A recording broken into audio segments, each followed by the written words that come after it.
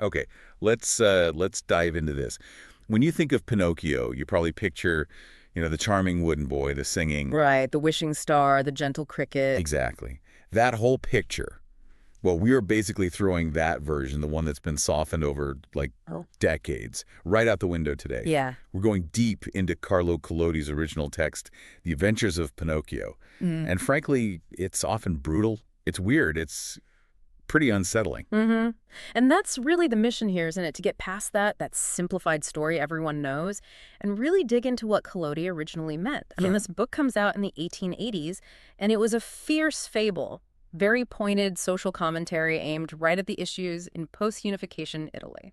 So less fairy tale, more Yeah. harsh reality check. Very much so. It's a morality tale, sure, but it's deeply rooted in the harsh economic realities of the time. And Pinocchio himself, I mean, right from the start, he's nothing short of anarchic, is he? This is not some sweet, innocent kid. Oh, not at all. As soon as he's carved, boom. Yeah. He's disobedient, selfish, aggressively mischievous. He runs away before Geppetto even finishes his feat. Exactly. And that's critical context. He starts as just pure raw impulse. Right. And the Blue Fairy, she's this sort of stern, maternal figure. She sets this incredibly high bar for him. Become a real boy only if you prove you're brave, truthful, and unselfish. And the whole book really is just chaos. Him constantly failing to meet those standards. Constantly, and often spectacularly failing. It's failure after failure. Which, okay, that brings us to some of the really shocking plot points, especially early on. Collodi did not hold back. No. Pinocchio starts as this symbol of, like, raw, uncivilized childhood. No moral compass. And the consequences, they're immediate, and they are horrifying. The whole narrative just feels relentless. It is. It's this cycle. Right. Temptation, bad choice, harsh punishment, over and over, almost no breathing room. Colonna clearly wanted this to be a wake-up call for kids, yes, but maybe even more for parents. Okay, I was genuinely stunned rereading some of this. What's maybe the single most brutal thing he does right near the beginning, something that just defines his whole attitude towards responsibility. Well, he commits murder. Right. He murders the talking cricket. His conscience. Yeah, the cricket just tries to warn him, hey, don't run away, listen to your father and Pinocchio. He picks up a wooden hammer and just crushes him against the wall. Crushes him. It's not an accident. No, it's deliberate. And that detail, that specific act of destroying his own conscience, that tells you everything about how dark this original story is compared to, say, the Disney version. A hammer to the conscience. Wow. That really frames Collodi's view of childhood, doesn't it? It's not inherently good. It suggests the puppet isn't redeemable just by existing. He has to be, well, re-educated.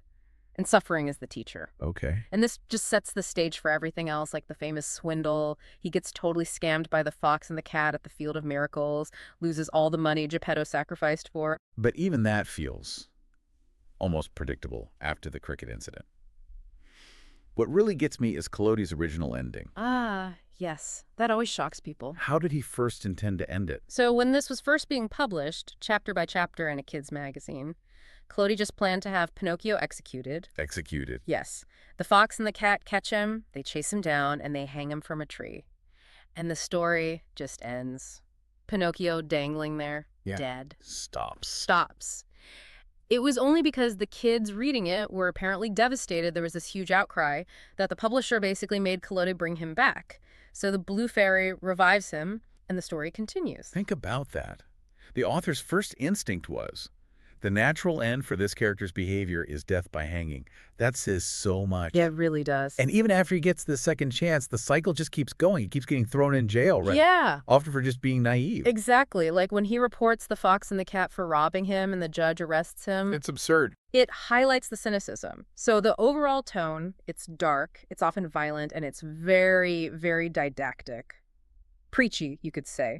And it directly reflects the harsh life for poor kids in 19th century Italy. Let's dig into that historical context a bit more, because that harshness, it feels like the whole point of the moral lesson, right? Why was 1880s Italy so tough for a kid who didn't follow the rules? Well, you have to remember, post-unification Italy was chaotic. There was immense poverty, huge instability. The gap between the educated elite and the working poor, especially in rural areas, was massive. So for working class families, For them, Getting a child basic literacy or teaching them a trade, it wasn't just about betterment, it was about basic survival. Right. If a kid chose, running around, seeking pleasure, being lazy instead of school or work, the likely outcome wasn't just disappointment. It could literally mean ending up destitute, enslaved by debt, or even starving. So the book hammers home this idea. Conformity, hard work, discipline, these aren't just virtues, they're essential for survival. Precisely. And Pinocchio's suffering, both physical and mental, it's all designed as this stark warning. This is what happens if you become shiftless, if you avoid responsibility. And the suffering is targeted, isn't it? It hits his specific flaws. Absolutely, like his constant choice of fun and laziness over school and work, that directly leads to the most famous and maybe the most horrifying transformation in the book. The donkey transformation. Everyone remembers the donkeys, but the original version, it's brutal. It's horrifying. It's not played for laughs. Pinocchio and his friend Lampwick go off to this place called the Land of Toys. Pure hedonism, no rules, just play all day. Sounds great initially. For 5 months, yeah. Yeah. Then they literally, physically transform into donkeys. Yeah. And their fate, to be sold off, worked to death as beasts of burden. Yeah. The symbolism is chillingly direct. This is what happens to ignorant, lazy youths. You become like an animal, exploited, unable to think or speak for yourself, just used up. You literally lose your potential to be human because you chose pleasure over learning and work. Exactly. And it all spirals back to simple disobedience. If he just listened to Geppetto or the cricket or the fairy, most of the misery would stop. But he refuses, or he forgets instantly. Right. And he pays the price immediately, often publicly, often painfully, like when his wooden feet get burned off because he fell asleep too close to the fire. Let's talk about the parental figures here. Geppetto is all heart, all sacrifice. Geppetto's love is so poignant. Remember, he sells his only coat in the freezing cold just to buy Pinocchio a school book. Heartbreaking. It is.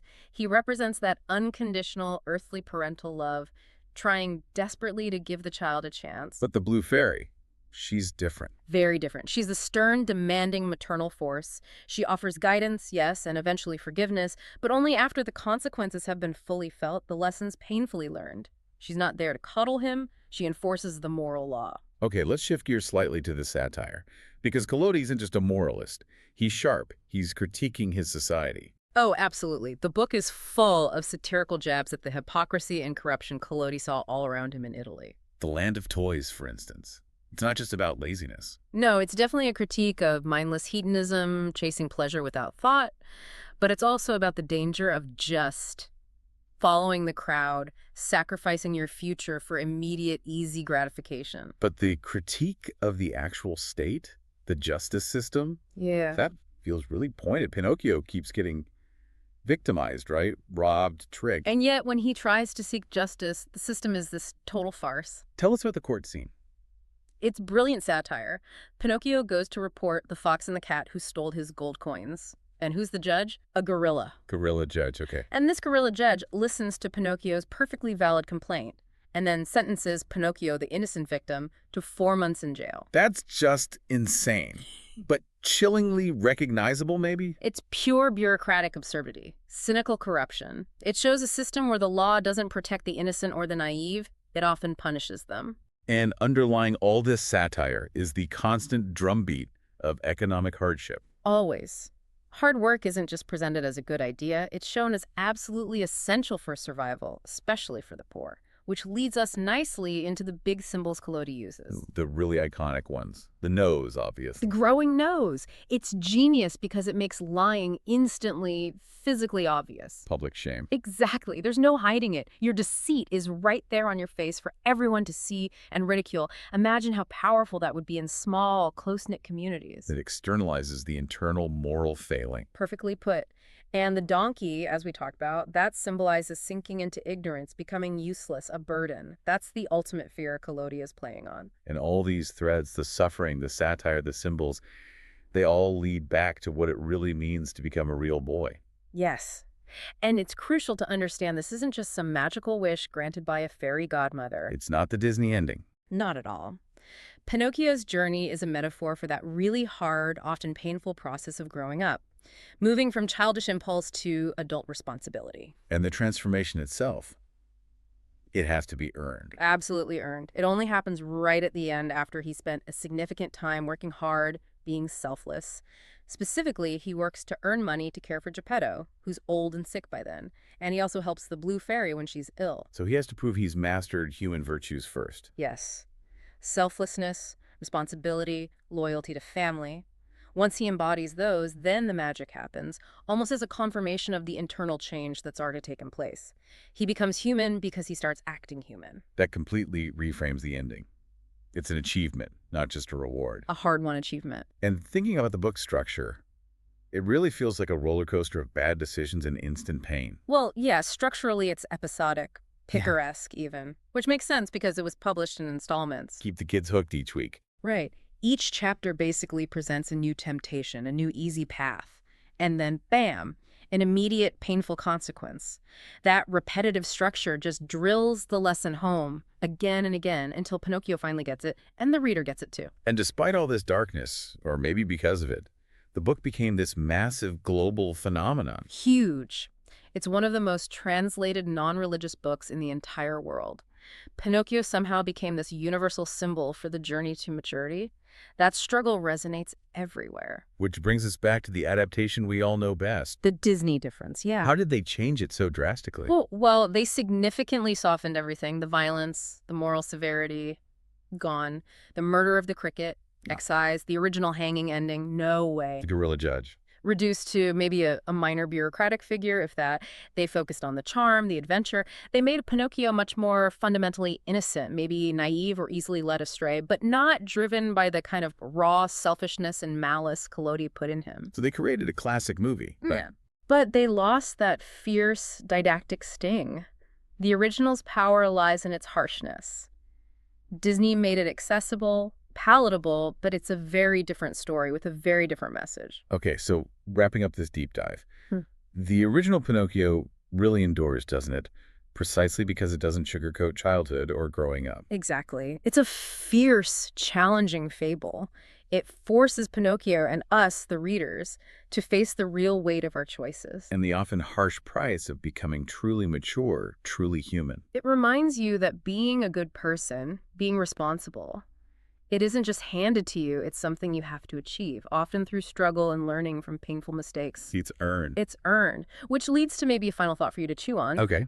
That core conflict in Collodi's book, the battle between wanting easy pleasure right now versus the need for hard work and responsibility for the future, that's a timeless human struggle, isn't it? Absolutely. Still relevant. So, think about today. What things in our society kind of act like the land of toys?